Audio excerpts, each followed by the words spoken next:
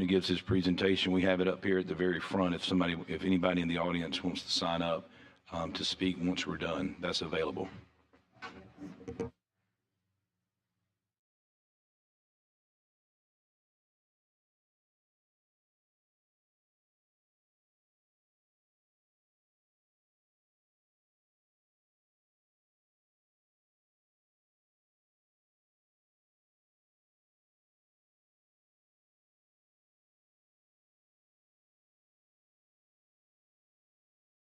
All right, well, welcome everybody back to our second interim study commission group on the utility relocation cost. With this time, if anybody on the call? Yeah, is anybody on the Zoom with us right now? All right, Ms. Clerk, if you'll call roll. Representative Blackshear. Here. Representative Kirkland. Here. Representative Curtis. Representative Klaus. Senator Chambliss. Mr. Schubach. Mr. Mr. Mullendore. Here. Mr. Harris. Mr. Kimbrell. Here. Mr. Weiss. Ms. Hardwick. Mr. Jones. Mr. Partlow. Here. Mr. Wilcox. Mr. Fagan. Mr. Poe. Here. Mr. Rizzo. Senator Singleton. Mr. Hill. Here. Mr. Day. Mr. Newman. Here. Mr. Mont. Here. Mr. Roper. Mr. Martin. Here. Got a quorum. All right, thank you very much. And before we move forward, I'll be remiss if I didn't acknowledge the absence of Senator Singleton today. Just keep him and his family in your prayers. He lost his mother early this week, so let's keep him and his family in your thoughts and prayers as we move forward. First thing on the agenda, you have, committee members, you should have the many minutes from the last meeting we had back on July 15th in front of you. If you've had a chance to review those, I will take a motion of approval of those minutes. Motion to approve. I have a motion. I have a second. All right, second. All those in favor say aye. Aye. Are those opposed? Aye. All right, the minutes from the last meeting have been adopted. Moving on next, ALDOT presentation. I know Mr. Harris is here, and you can sit there, I guess, Tony, if you want to, or you can go down to the podium, whatever's more comfortable for you as we move forward. Here would be just fine, Mr. Chairman. Thank you. Mm-hmm.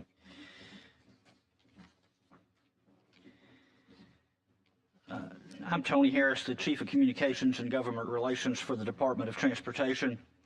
I may have mentioned at our first meeting that my background includes 3 years early in my life working in corporate communications at Power South Energy, back when it was still known as Alabama Electric Cooperative.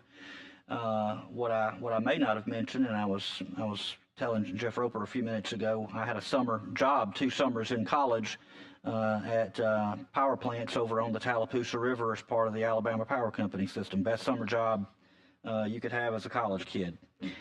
So all that background gives me a balanced view of the issues we're discussing today. And with that said, though, let me emphasize I'm not an expert on this process. I'm the Chief of Government Relations and Communications for the department. So I find myself off into very technical issues from time to time, and manage to get a grasp on those. But this is a very complex issue, so I'll do my best to answer any questions you may have as we move through. We're here, of course, to study how state law prescribes the process for how the department deals with utility relocations, whether it reimburses or does not reimburse. This is a process that has gone largely unchanged since around 1961. I want to thank you, Mr. Chairman, for having Zach Curvin from Legislative Services at the first meeting of the commission. He gave an excellent presentation on the section of the Code of Alabama that deals with this process. Back in the regular session, House Bill 606 was introduced and sought to change the law on how ALDOT pays for relocations, to move all that relocation to the department. So it was already late in the session, and that effort served to bring the parties together and then led us ultimately to the creation of this study commission through House Resolution 367. So my goal today is going to be to give you an overview of our transportation program and how we use it to schedule the steps of project development. I'll try to do that through the lens of two specific projects. And along the way, I'll provide, hopefully, some helpful information that informs our discussion as we move forward. We follow a very detail-laden process at the Department for developing projects. Every Department of Transportation does. A lot of it is prescribed federally, and whether there are federal funds involved with a project or not, we typically follow pretty much the same process for project development, especially projects that involve new construction. You don't see a lot of utility relocation with resurfacing, but with new construction, bridge construction, you typically do. So that's what we'll focus on today. If you wanted to boil down a very complicated process into a simple flow chart, it's on the right side of your screen. You start with a concept. What are we wanting to build? What is the goal? What is the scope of the project? You get into the preliminary engineering, the environmental, the design. You identify your right-of-way lines that are needed to build the project. That leads to the identification of any utility conflicts that may exist. And then you get to the point where when plans are ready, all the right-of-way is acquired, you have all your environmental approvals, you're ready to go to construction. Now, that boils it down very simply on screen. It's not that simple. The process is very structured. It's a multi-step process. Utility coordination is built in early in the process.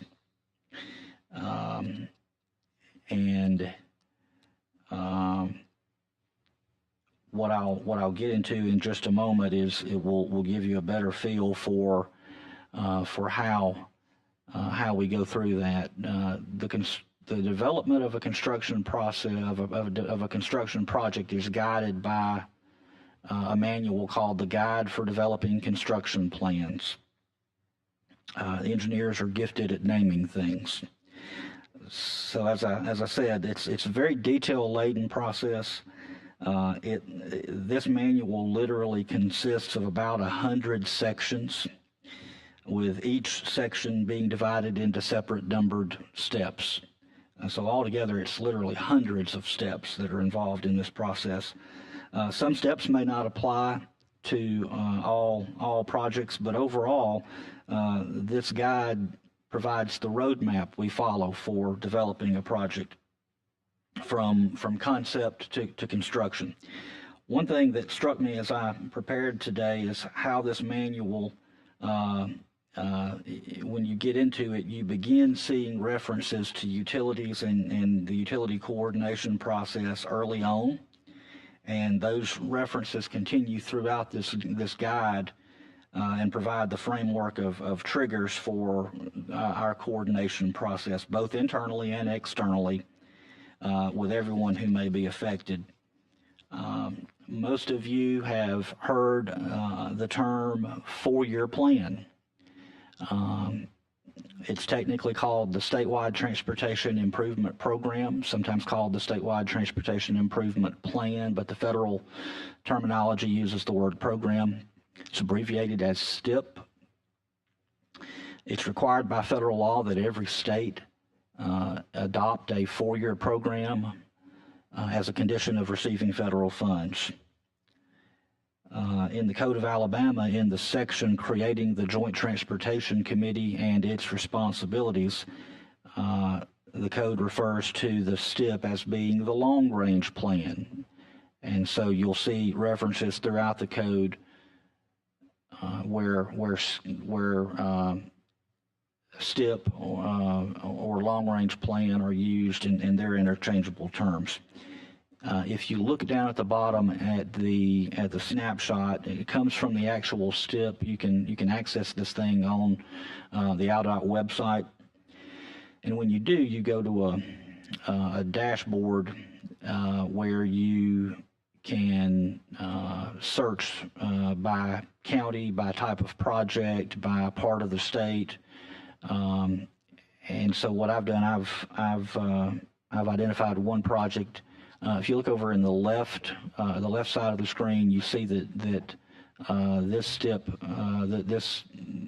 we're in the STIP right now that covers FY24 through FY27, so that 4-year window.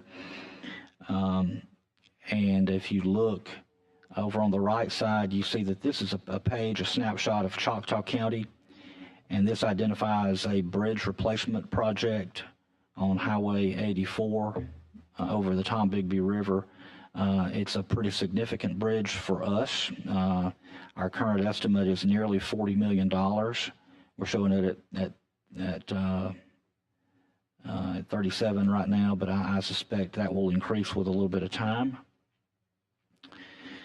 And you see where the utilities, what you don't see on this snapshot is when the design actually began. Design began several years before what you see on the screen.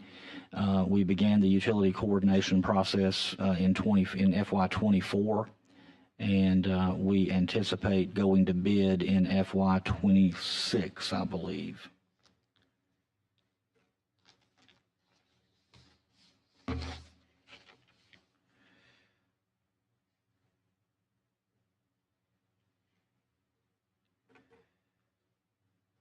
All right, so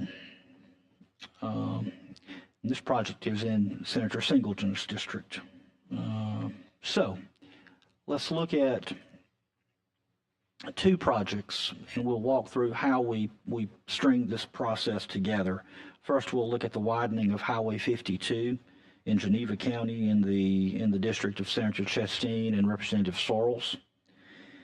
As you may know, and you've heard from the governor, in probably more than one state of the state address, Alabama is a state where some counties have been left to struggle with economic development, and Geneva County is one of 17 counties that lacked a 4-lane connector to an interstate highway or to a 4-lane network when the Rebuild Alabama Act was passed in 2019. Already we've struck Cherokee County from that list, and with the completion of Highway 411, we're finishing the Gordo bypass in Pickens County that will connect it down through 4 lanes to Tuscaloosa. And the 52 project will connect Hartford and Geneva County to Dothan and its 4-lane network. So again, this was one of the first 5 projects announced in 2020 to be funded by the Rebuild Alabama Act. Design began pretty much immediately. This project was divided into 2 phases of construction, a phase 1 and a phase 2. Phase 1 is under construction and started in the spring of 2024 with a construction cost of about $23 million. As you see on the screen, design began again pretty much immediately in 2020, and we began the utility coordination in November of 2021. Phase 2 utility coordination has already began in September 2023, and I think that process is nearly completed. Everything's identified, and we anticipate a bid opening in FY26.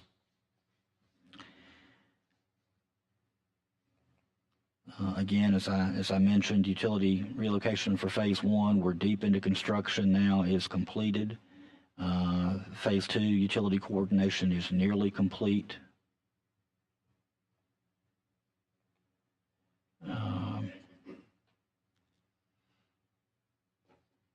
With phase 1 and phase 2, We saw 24 relocations or conflicts across 10 different utility owners, and they ranged from investor-owned to municipal to co-op, and covered pretty much everything from electric to water to gas and cable, fiber, everything. Three electric, three cable, 3 sewer, water, and 1 gas.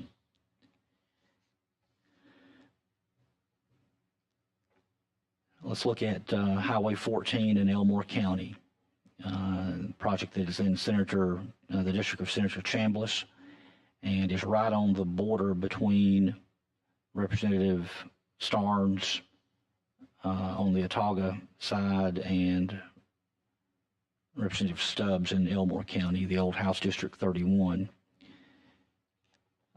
This is a project that the department has plowed away at improvements and widenings on Highway 14 for many, many years. This was the latest project. It really started as the need to replace the bridge over the railroad line there. But because we were using federal money on this project, Federal Highway required us to look at future plans, and that included the need at some point down the road to widen. In fact, we're already studying the widening of an additional phase of Highway 14. So design work on this project consisted of intersection improvements, widening, and the railroad bridge replacement began in 2010, 2011. Construction ultimately was $26 million, and you see there federal state funds were used. The utility coordination began in June of 2012. Plans were completed in the spring of 13, and it was under construction from fall of 16 to the summer of 20. There were 13 relocations with 11 different utility owners. And they ran the gambit as most do. 4 were non-reimbursable, 9 were reimbursable. So I want to give you a snapshot of what we get into annually with utility relocations, and it's a 2-year snapshot. FY23, the number of reimbursed utility relocations, there were 30 at a cost of $20 million. The average reimbursement was $666,000, and the number of non-reimbursed in FY23 was 66 relocations. FY24, 52 relocations were reimbursed, $25 million, the average of about $480,000, and there were 102 relocations not reimbursed. Below there, I break out FY24 where there were more total relocations, and those numbers are smaller than I thought they were going to be. But if you look at that, it breaks down by category and by reimbursement, whether it was reimbursed or not. And I want to give a caveat on this. This part of this slide is based on my own hand-sorted analysis. I didn't pull this out of the database. I just had to go through, and there's a way to correlate that. And if I correlated that to another database, I think I would get a more refined number. So let's call these numbers just a swag. Municipal utilities accounted for 39% of the total reimbursements of the total relocations in FY24. Cable, fiber, phone at a corporate level accounted for 37% of the total relocations for FY24. Investor-owned power accounted for 10% of the total relocations in FY24. Electric cooperatives accounted for 8% of all the relocations in FY24. And gas at a corporate level. The municipal row at the top includes gas, water, sewer, everything handled by municipals. So gas at the bottom there accounted for, I believe that's 6% of the reimbursements of the relocations. That next column shows out of those the percentage that were reimbursed. So for municipals, it was 63%. For corporate cable, fiber, phone, 7%. For investor-owned power, 20, I believe that's 28%. One of the big ones there was the work on Interstate 65 that's underway now in construction in Shelby County. And if you think about the code, that was the criteria there. Co-ops, almost 70% of the co-op relocations were reimbursed, and a little over 9% in the raw numbers of the gas at a corporate level was reimbursed. So let's pose the question: if we have a new paradigm, and I want to go back to the slide that is on the previous screen, and it repeats itself at the top, and the real crux at the bottom there. If everything was shifted to the state, as was proposed in the last legislative session, if you use a conservative multiplier, and we ran these numbers all the way up to a multiplier of 3, we think 1.75 to 2 is conservative and is in line with what some other states use for some of their projections, not just on this issue, but just across the board on a variety of different things. FY23, if you used a 1.75 multiplier with those 66 non-reimbursed relocations, it would create an additional cost to the department of $77 million. If you do it at 2.0, it would create an additional cost to the state of $88 million. And likewise with FY24 for the 102 relocations that weren't reimbursed, if you apply the same multipliers there at 1.75, it's an increased cost to the state of $85.8 million. And FY24, it would have been an increased cost of nearly $100 million. Those are, any increase comes with some impact. Our federal funding is finite. It's defined in the Federal Funding Act that covers typically a 5-year period, and our state funding likewise is based on actual collections. So if there was any additional cost to the department, you would have to adjust that somewhere, and typically that would be somewhere else in the program.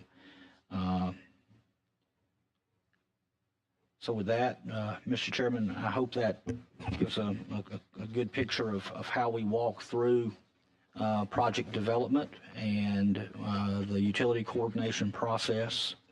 I hope I picked 2 good projects, one a rebuild project, one a project that blended state and federal funding, and that covers the whole process that we follow with how we implement that section of the code. I'd be happy to take any questions, entertain any comments. All right, I appreciate that, Mr. Harris. Senator Chambliss, anything you have a question? Yes, Mr. Harris, help me understand the 1.75 and the 2.0 multiplier again. Where did those come from? Senator, the state of North Carolina uses a set of multipliers like that for a number of different projections that they do. So that is where we identified that. Well, let me back up. What am I multiplying Okay. to by the multiplier. All right, so we're looking at the 66 non-reimbursed projects. Let's just look at FY23.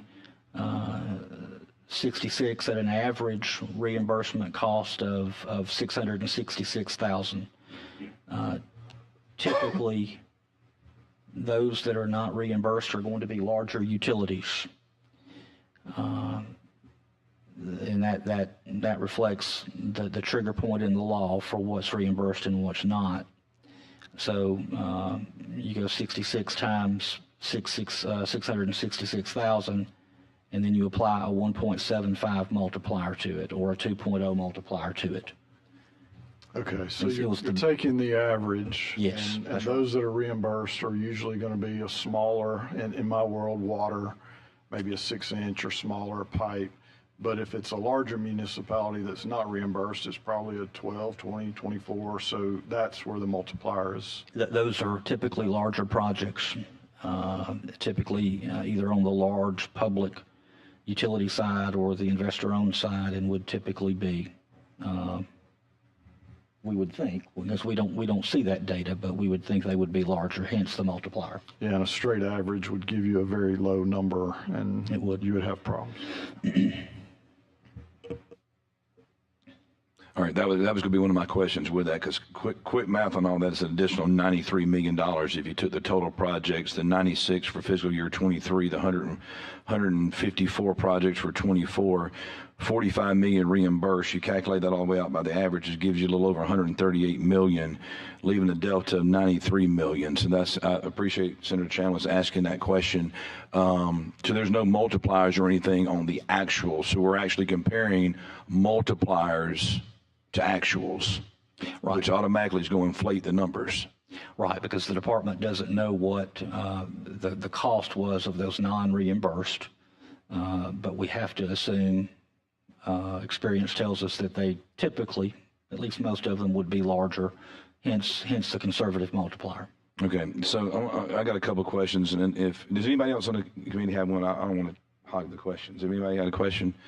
All right, I want to make sure I'm clear on a couple of dates. Number one, I heard that I think you call it the how you handle relocations and everything. The book from the law has been on the book for the last 64 years, 1961. Is that accurate? Since we've updated, looked, have done anything to this law? That was when that section of the code was enacted. Okay, and I noticed the guide for developing construction plans had a 2022 date on there. Has it been 2022 since there have been any updates to that ALDOT guideline book? A guide like that is under constant revision, but the one that is currently published on our website with some highlighted updates still carries that 2022 cover sheet. Okay, and another timeline, and I'm just trying to educate myself on this, and I think you did pick some good projects to get the example on, and again, maybe this is standard, I don't know, I just feel like I need to ask the question. I noticed that project was let and decided by the governor to be funded in 2020. We're sitting here almost September 2025 on that project. Is it typical of 4 to 6, 7-year timeline on some projects? For this type of construction, yes. Okay. Any other questions for Mr. Harris before we move into individuals that want to speak? Because I got a few more. I'll go down after this. All right. With that, who do you want to start with? Mr. Darrell Jones. Thank y'all. Good morning to everyone. I just got a few notes. I'm the general manager at Black Warrior EMC in Memphis, Alabama. I've been there for 42 years in January. And Black Warrior is a cooperative that we serve members in 12 counties in West Central Alabama and the Black Belt. We're also a cooperative of members. We're a member-owned cooperative, unlike a municipality or an investor-owned. By that way, we return capital credits. We assign margins. And we retire margins every year back to our members if there's an excess. So everything we do is member-oriented. I all of our expenses show up in our rate base. I was just going to tell you a little story about what we've got right now. And we belong to the Alabama Rural Electric Association. It's a group of 22 member-owned cooperatives and one G&T, and we all work together. So I've been asked to serve here on behalf of all 22 co-ops and put the message out that we strive to take care of our membership. We were affected and are still being affected by the West Alabama Highway Project, which is one of the first major projects with the Rebuild Alabama Act. Cooperatives, and our annual revenue is like $49 million, so we qualify for reimbursement when there's federal monies involved. With the Rebuild Alabama Act, there's plenty, I ain't gonna say plenty, there's a surplus of money to do well-deserved projects. And the West Alabama Highway Project is a great project. And it's coming, matter of fact, it came right through my property, right below London. And I actually helped some of the state work contractors acquire some right-of-way. So I'm not against the project, but it's one of the first projects that did not have federal funds of that magnitude. Now, we have relocated about 14 miles of what would be about 25 total. We've got all of our utility relocation from Linden all the way down to Dixon Mills. And from Dixon Mills to Thomasville is Alabama Power, and I think y'all have got most of that done. Our next project will be going, we have completed all the relocation on the North Linden bypass. We've also are working from Linden to US Highway 80 in Hale County. And then the project will go on up through to Moundville. Our expected cost are right about $6.4 million. This project was announced in 2021, and there were town hall meetings, several of them, with ALDOT and our fellow joint use members, Waters.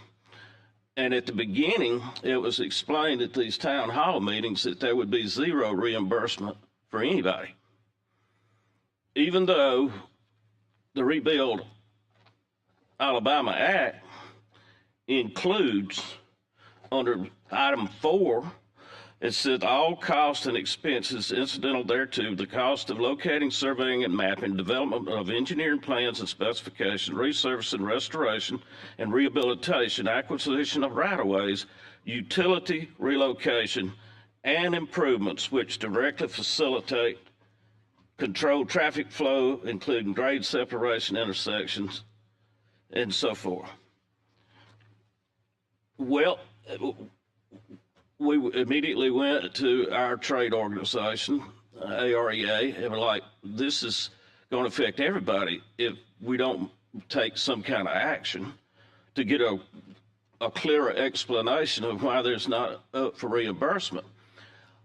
I met with Pine Belt Telephone.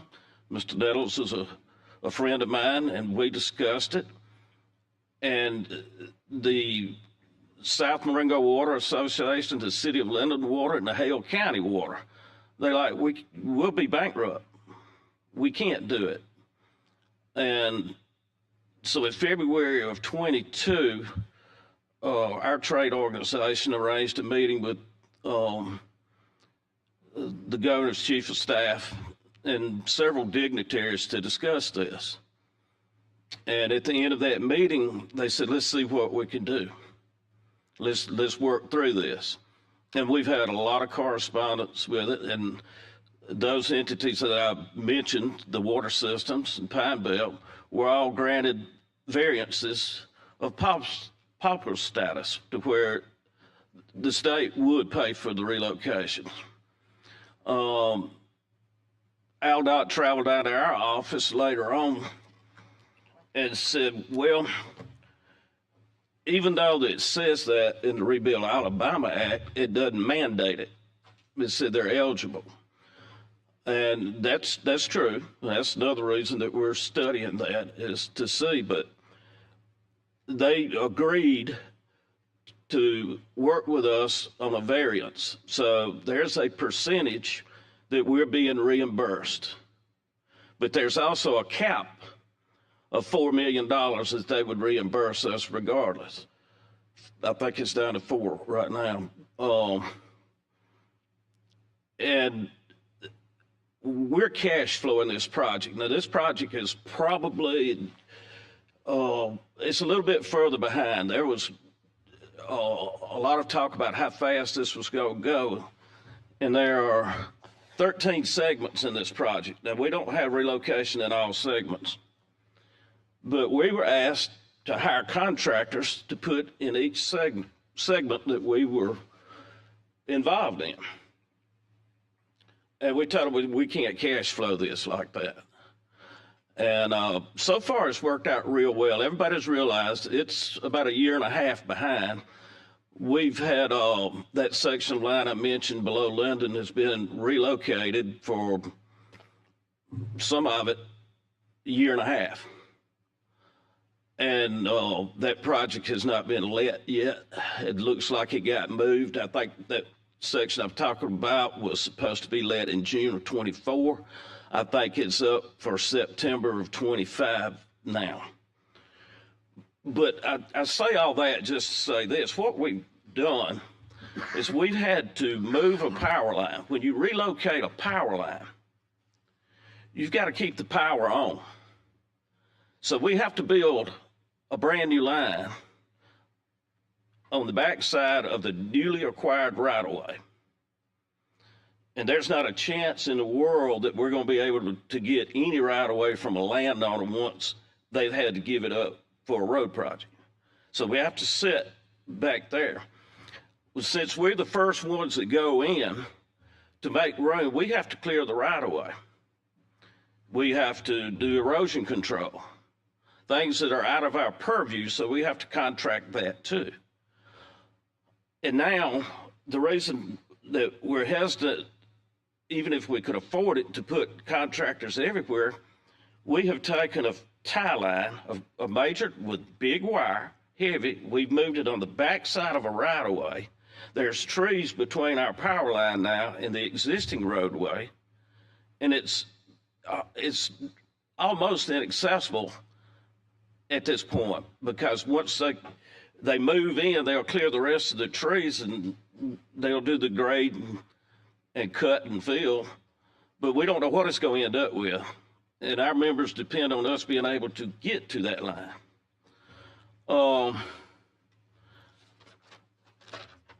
Sean told me I didn't have but 9 minutes. But we've worked really well with AlDOT. And I think a lot of what was anticipated to happen in the beginning became a realization that it's not going to be that way. We continued to work with them, and they realized now how slow the process was going to be. We are grateful that we were issued a variance. We have spent $2.24 million on this project so far, and we've been reimbursed to date of $1,056,000. And for that, we're grateful. But we would like to see another fast-track project be fully reimbursable, because it goes back to our members. And everything's going up since COVID. Everybody knows that. Transformers, 50% higher. We are in a black belt we have to maintain the lowest rates we possibly can. It's all rate based, it's all rate funded, and the big elephant in the room is wholesale power supply. The supply and demand load is coming so fast that you're going to have to pay more, and we purchase all of our power. And those things in consideration, we need every break we can get to keep our members with reliable and economical power. And so I guess I'm neither negative or positive. I'm both. But, you know, we just really need to look, since this Rebuild Alabama Act comes about and there's not as big a need for federal monies for these projects, about how we get some reimbursement for electric co-ops and other utilities. Mr. Chairman, that's my story. All right, I appreciate you sharing that with us. Let me ask you a point of clarity on the $2.24 million that you've already spent, of which 1.056 million has been reimbursed. I know you mentioned that $4 million is the cap that you're going to get back on that. So you have some room there to reach the cap. And this project is broken down in 13 phases. How many phases for you are complete so we can correlate that 2.24 and the reimbursed amount of a little over $1 million? Yes, sir. We had work done in segments 4, 5, 6, and 7, and the segments are not the same distance. So, you know, it might not be apples to apples saying that, but we have completed 4, and we are in 1, 2, 3. We've got 3 more segments of the project, sir. All right, I appreciate that. Any other questions? Any questions for Mr. Jones, Senator? Mr. Jones, did I understand you to say, and I may have misunderstood, but some of the original segments that you all did were federal reimbursements, or no? No, sir. They were not. What I was referring to in past years, Okay. everything that was these, like US Highway 80 that was 4-lane, I was on that project from Demopolis to Cuba. And those were 100% reimbursable. So that's how we handled large projects prior to the Rebuild Alabama. Okay, I get what you're saying now. Yes. I do have one more question for you on that too. With the, I guess, let's just take the additional, you know, little 1.1 million that's on you that you're going to hold that's not reimbursed. And we know that potentially could go up just a little bit. It seems like you're probably going to have room to bid at least stay within that 4 million cap. How long will that take you to recoup that through your normal billing and sources? I mean, how long will it take you to recoup that money that you spent on this project? Yes, sir. What cooperatives have and are basically required to have to be transparent with our membership is what we call either a 5 or 10-year work plan. We have a professional engineer and group out of Anniston, Alabama that's been working with us since the late 70s. And they come and they study our system and they identify future problems. And we put it into a work plan. And our work plan over 5 years is somewhere around $8-9 million. And it's capital investments, changing out wire, putting up bigger wire. And that, so what we had to do is we stopped our work plan program and we moved those monies over on the highway project because there is a section that of the work plan that would be included in that. So we took our work plan budget and that's how we're funding the additional 40% that we're not getting back. All right, I appreciate it. Any other questions for him? All right, go ahead. Representative? Thank you. And so what you're saying that the money that you take out the work plan, that means further work that you would be able to do to maintain or upgrade your line for your customers regularly, that would be put off until some other time. Is that correct? Yes, sir. That's correct. we're fortunate. We had a very aggressive work plan over the past 15 or 20 years, and our engineering group did not identify any immediate problems. And so I feel comfortable with doing this, but like you said, I'd rather be doing both. Thank you. All right, any other questions? All right, next. Mr. Fagan?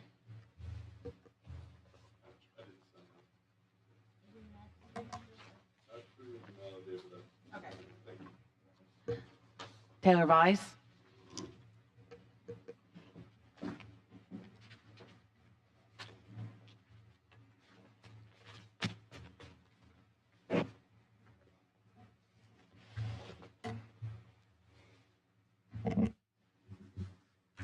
Mr. Chairman, members of the committee, fellow members of the committee, Taylor Weiss with Charter Communications. I handle government affairs for the company based in Alabama. Going to give you a perspective of the cable companies and the fiber companies that Tony spoke of earlier, specifically about our issues that we've faced, not only in the state of Alabama, but also nationwide.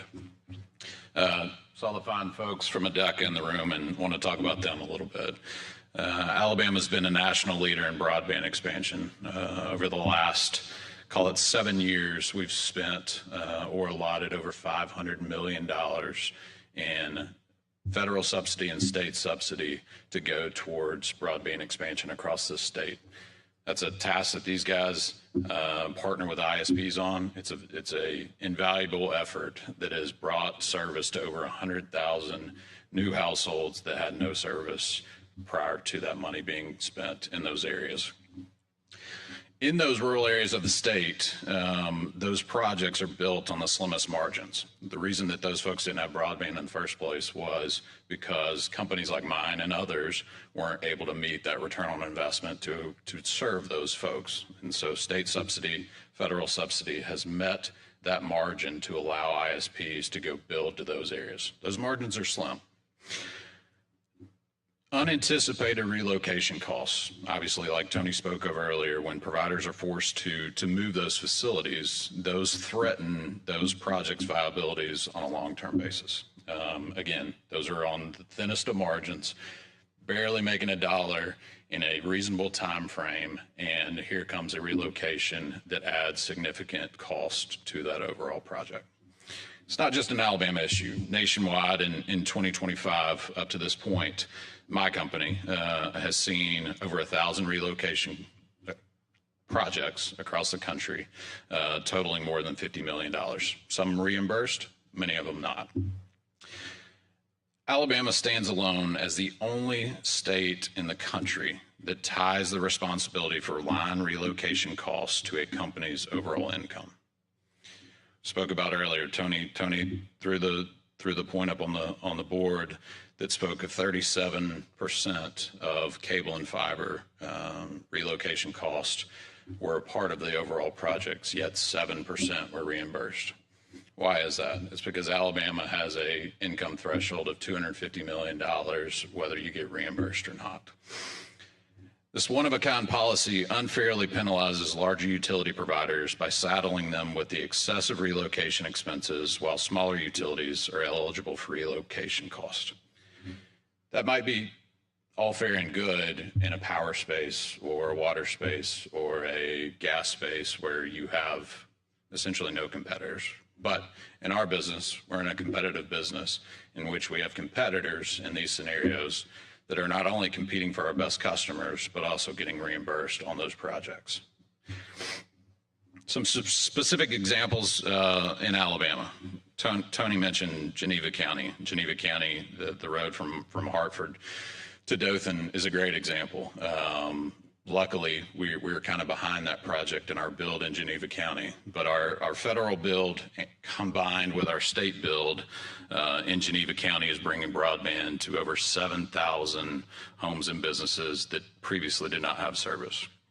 Those projects combined total over $33 million in investment in Geneva County alone. It's a huge investment, and I'm glad we're on the back end of the road project because it has allowed us to essentially ensure that we are not going to be forced to be relocated while that road is being complete. Some successes that we've had with being reimbursed for projects. City of Alabaster, thriving area that is building a recreation center on Highway 119 and Thompson Road. City manager referred to the project as the biggest project in city history. We had facilities that were running along that property. That intersection served the entire towns of Calera, Montevallo, and the town of Wilton. Huge project for us. Had to take down hospitals, had to take down over 50,000 homes and businesses in those areas simply to do that relocation.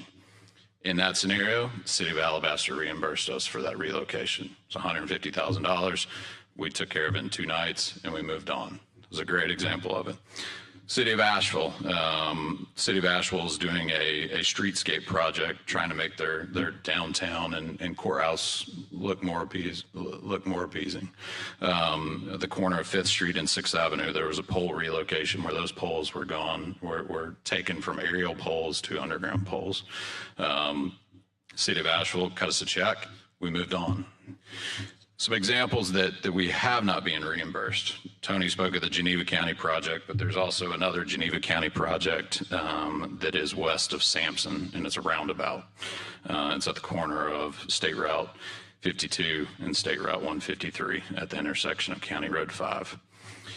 Our federal subsidized build that I spoke of earlier in that area had been complete for less than a year when this project was announced, obviously forcing us to relocate project that had just been completed on slim margins, and now we're forced to relocate those simply because of a roundabout being placed in that road section of road.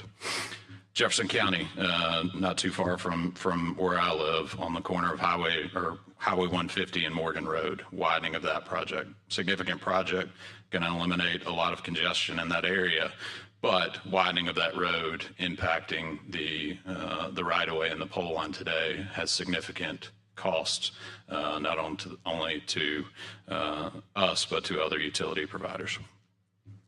I'll say this, while these projects may not seem excessive on an individual basis, unpredictable accumulation of these could hinder investment across the board and not only force these costs onto customers, but also taxpayers of the state of Alabama.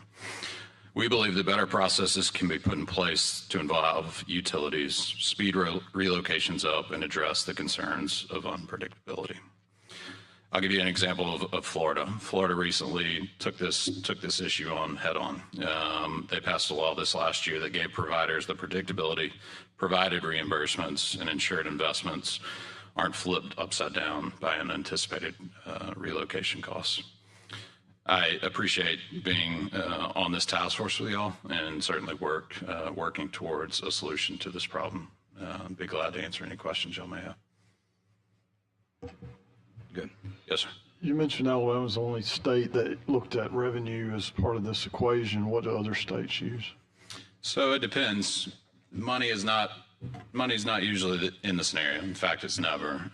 Some states focus solely on public utilities. So you might have a state that only reimburses municipal water, municipal gas, those public utilities. You might have others that reimburse municipal plus power, and cable and broadband and fiber providers aren't included. And so it's kind of a mixed bag across the board, and something that we're looking at across the country, trying to be included in all of these, but there's no real consistency.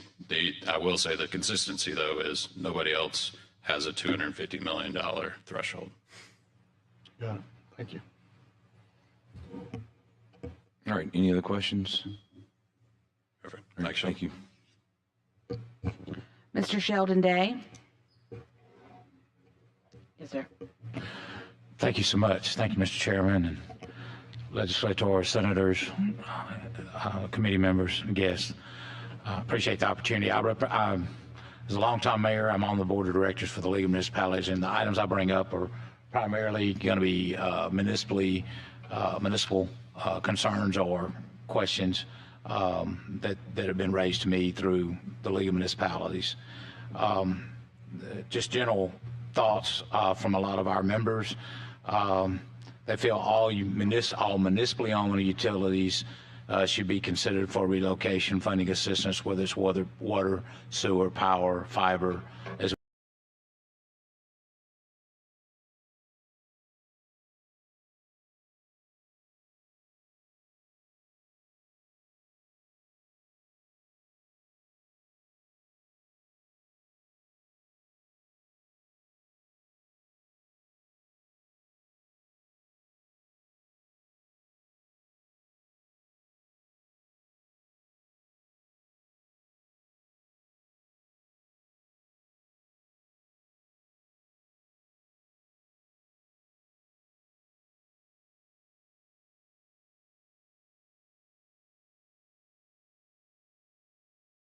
them, if like the other utilities, if it is a federally funded project, 80%, at least 80% of that is reimbursable because of the federal funds. One thing that we found that's been a challenge, and I direct this kind of to Mr. Harris so he can take back, but one thing we found with the West Alabama Highway project, on the utility relocation with that, the coordination from AlDOT to all the utilities has been at times disjointed, meaning the lack of coordination between all the utilities, and that is a problematic mainly because there's so many utilities having to be relocated at one time. Each one of them have their own engineering group. We want to place our utility at this spot, X, et cetera. But it does cause problems for the underground utilities, especially water and sewer, where fiber can kind of run around a stump.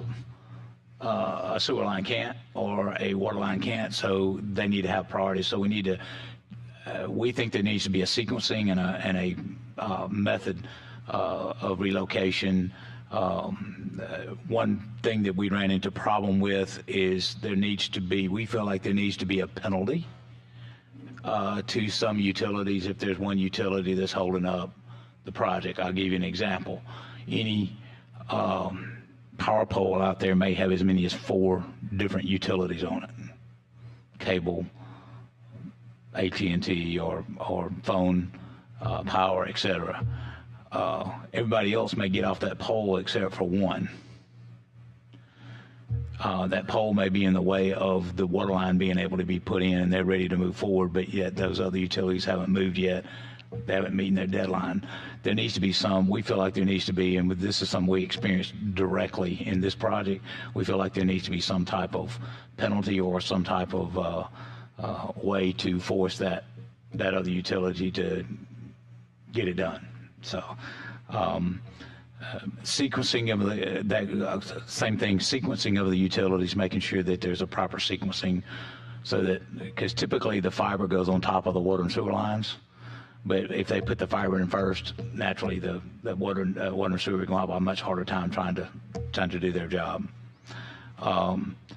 Another thing that was brought up by several other folks, better long-term planning from AlDOT and municipalities. I'm going to say this for municipalities as well. There's been a lot of times where there's been projects that have been done multiple times in the same location over the years. I'll just use Canal Road in Orange Beach as an example. CMC Gas, which I'm the chairman of the board for, we've had to relocate our gas lines down there at least 3 or 4 times due to the many expansions of that.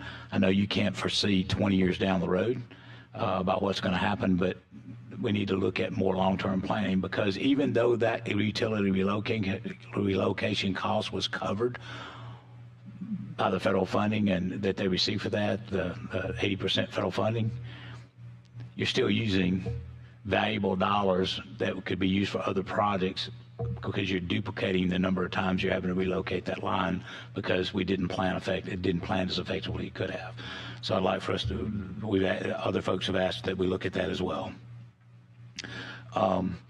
The other thing that other folks have said that we know this, going back to what Senator Chambliss had talked about as well and referred to earlier, we know there's a high cost if you reimburse all utilities. Something's better than nothing. So if you get to the point where you say, well, we just can't afford to do 100%, maybe do a minimum of 50 and look at or look at a graduating structure over the next several years,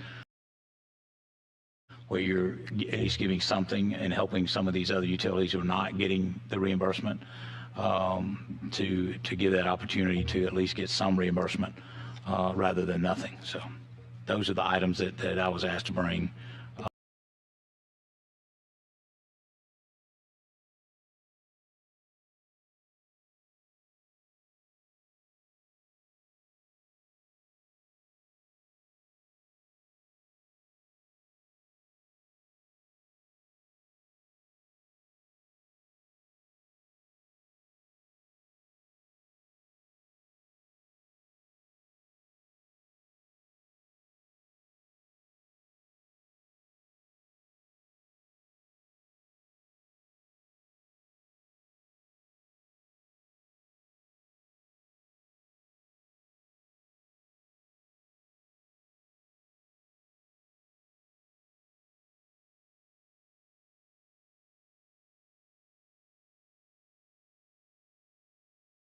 Any interest in discussing it?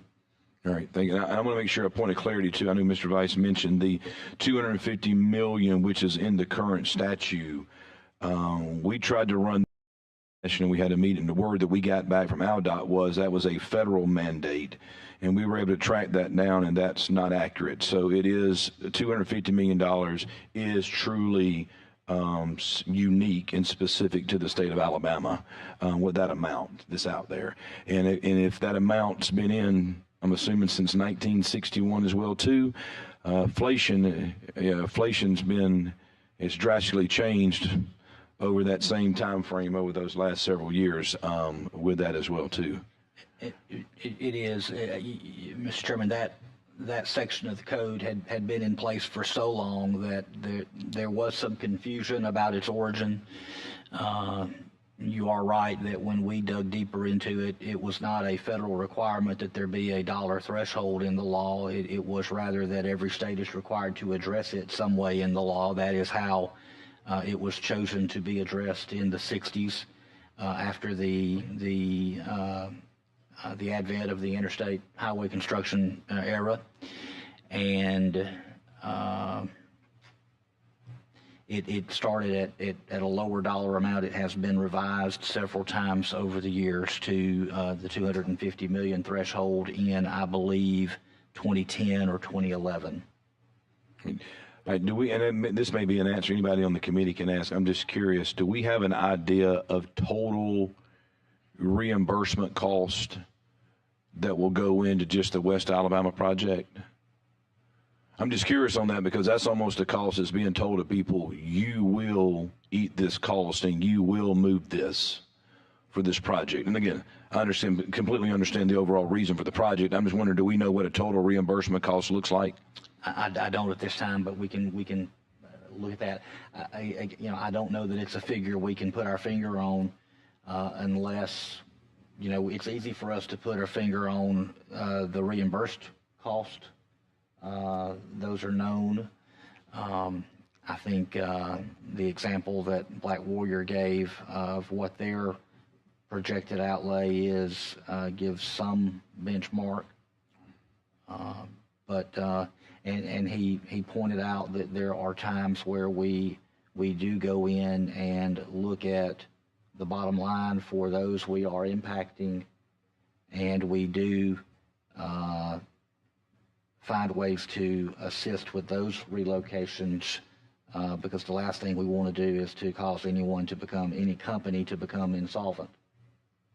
And I think it's safe to say as well too, as we go through this, I mean, it's well played out with everything, the total amount of reimbursements, because I think if I'm looking at it correctly, I think just from a rebuild perspective, actuals in 2024, we got about $187 million, I think is what came in off the gas tax alone, the rebuild piece. And that just kind of give you some numbers. We saw the numbers with the math and what the all refunds could be. And I don't know, Mr. Harris, I'm accurate, but I think somewhere along the way of actual somewhere, total receipts for ALDOT back in like 2024 was a little over $2 billion. So I just want to put that in perspective of when we talk numbers and everything, what percent of that really is as we go forward. And I kind of open it up now for any conversation, any thoughts. I mean, I think this is a project we'll see as, I think, is it safe to also say that as we mill and repave roads, really won't hit this. It's really when we have expansions, and what we're seeing now is truly probably more municipalities as well too. Everywhere we're seeing roundabouts pop up everywhere, which I think that could become, in my opinion, more problematic as we go along with utilities needing to be replaced, especially in counties and cities. Is that a safe assumption, Mr. Harris, that it's really just once I expand the road, if I'm get a rebuild road and it's just milling and paving it back, that infrastructure is not being disturbed? That's correct, Mr. Chairman. Typically, even with resurfacing where at the time of resurfacing on a rural or suburban transitional two-lane road where we have an opportunity to add 2 feet of additional pavement for safety, we don't see utility relocations, but with new construction, it is going to be more common. Right, and I guess this would be a question for the utility people in on the panel here as well too. Are you guys changing your forward-looking plans that when you're going into these new areas, you're going to take into consideration that, hey, I need to relocate my utilities in a different way so I'm not going back redoing this one day in the future? Is that something that's being done? Anybody? Yes. I can speak to that. We certainly, I'm with Alabama Power, Jeff Roper, we certainly are going to look at that type of thing. But we're also working closely with ALDOT on where we can relocate. I do agree with quite a bit of what was said today, especially about sequencing and those types of things. It's very important that things are done in a timely fashion. We know what's going on, and we hear those things up front and not on the backside. We've had quite a bit of issues with cranes in the recent past where we are working towards one direction, and then the contractor comes in and wants a crane, and we're being asked to relocate again to try to accommodate a crane, and usually that's at the 11th hour and not a good opportunity to do that. It's almost impossible. So. All right, I'll open it now. Any questions, discussions for anybody? Mr. Vice? I will say one thing that we probably need to think about a little bit further, probably next meeting, and Tony working with y'all's team on this.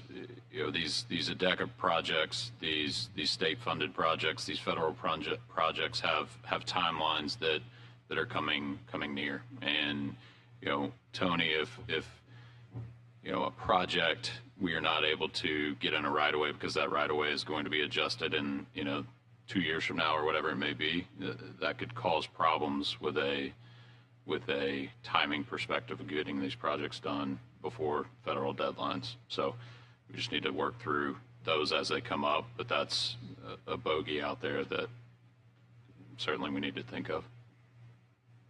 So to recap that, I think that's really good. It's just about making sure we're more succinct and timely with our communication across the line with that. All right. One other point, I talked to a lot of the utilities as well, and I think one thing about the rebuild is specifically for Rebuild Alabama funds, and I think that's where this general issue is number one, they're not used to the speed of the projects moving as fast as they are, typically in a federally funded project. And that's one reason we're so glad that the West Alabama corridor and highway is being built with Rebuild Alabama funds, because if you're doing it with federal funds, it'd take 50 years and we'd all be dead by that time it gets finished. So we're really proud of that. But I think it's going to be a big adjustment for utilities and others. And this project is a really, West Alabama Highway is a really key project that I think everybody's learning from. And we can use that as an opportunity to critique, because typically they're spreading the cost over 10 to 15 years as they're planning these projects. And the Rebuild Alabama projects are happening much faster on the timeline. So the cost, if they have to pay those costs, are being spread on a much shorter time frame. So I think that's something that needs to be taken into consideration when you're looking at the reimbursement as well. So. All right, any comments, questions for committee members? Right here. I guess one question I have in regards to, and I know one company was not present, as reference like phone service. In some of these issues, are people making decisions not to relocate lines or eliminate them completely, providing service? I've heard some where people have been encouraged to, that they won't no longer have landline, but they will have to go to cell service or something like that. Is that part of the relocation stuff issues? We can take that away. I haven't heard of any of that. Has anybody? I haven't heard of that. We can definitely check on that for you. Okay. All right. Some AT&T and some other companies are basically trying in some areas, or especially rural areas, are trying to do away with landlines. In fact, they want to eliminate them if they can. And so I know in our area there are people that AT&T is saying, we're not going to replace your line, we're not going to re-upgrade it. So once it goes, they want to go wireless, and they're basically giving them a cell phone in their home with a box. So that is happening, but it's more on it's not necessarily related to these projects. It's related to they don't want to replace their existing infrastructure. Any questions, comments? All right, well, I would think for next steps, we'll send out some dates again for our September meeting. In the September meeting, we've heard, and again, thank you, Tony, for the presentation. I think that was very helpful in painting a picture from the AlDOT perspective. Thanks for everyone that presented with that. And Tony, if you can email Mike Land that presentation, we'll make sure we get it out to all the committee members so they can have a copy of that presentation. But I would like us to come back at the next meeting and really have some thoughts and suggestions that we can consider of how can we make this process more efficient. I don't want to say correct it, because I'm not going to sit here and say there's a problem, but is there a way we could be more efficient with things and how we're doing this, only knowing that rebuild is only going to grow. It's not going away. We're going to continue to have rebuild projects that's 100% funded by the state. So how do we start being more proactive with this so we're not here in another year having the same conversation? Is there anything else that anybody would like to add to the next agenda? Because the timeline perspective is we start session in January, we got to have a report filed back by then. So my thought process would be September, October, probably wouldn't meet in December just due to the holidays and everything. But if we did have to have a November meeting, we'll probably be in the first half of November so we can clear Thanksgiving and all the other holidays, and then we'll be able to file our report. So it won't be but a couple more meetings. So if you have anything, once you leave here on your ride back in your quiet time, if you want to send that to Mike Land, we can add that to the agenda. But really, we'd like to make some forward steps this next process, in this next meeting, how we can move this process forward. Anything, my co-chair, you got anything, Representative Kirkland? No, very informative. I appreciate all the speakers today. I learned quite a bit, and look forward to our next meetings. Thank you, Mr. Chairman. All right, if there's nothing else from anybody else, I move we stand adjourned. Second.